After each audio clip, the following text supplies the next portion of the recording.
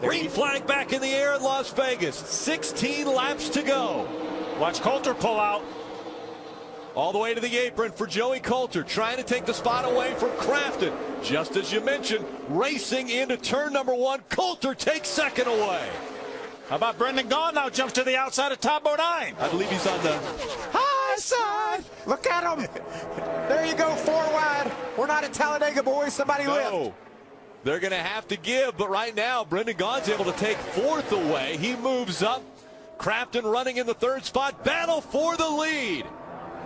Coulter on the inside. Nelson Piquet on the outside. They're 5/1000th of a second separating the two. Yeah, Coulter actually led that lap now. Oh, look at Crafton now. Jumps to the inside. 3 wide as they come out of turn number 2 for the lead. Nelson Piquet Jr. into the wall as they came out of 2.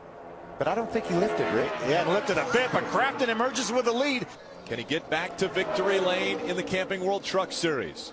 Now looking to the inside. Under 2 laps of racing to go.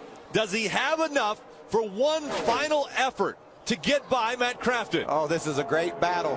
Those trucks racing each other has allowed the trucks of Coulter, Gaughan, and Todd Bodine to close in some, but they can't get there unless these two get together, and I wouldn't bet against that either. White flag goes in the air.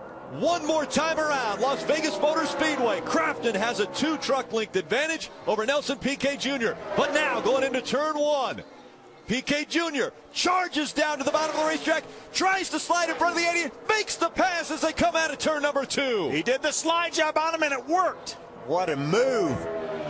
Nelson Piquet Jr. out in front of the 88, going through 3 and 4. Can Crafton steal it back away from Piquet Jr.? It's not going to happen. Coming to the stripe, Nelson Piquet Jr. wins his 2nd Truck Series win. Holy cow.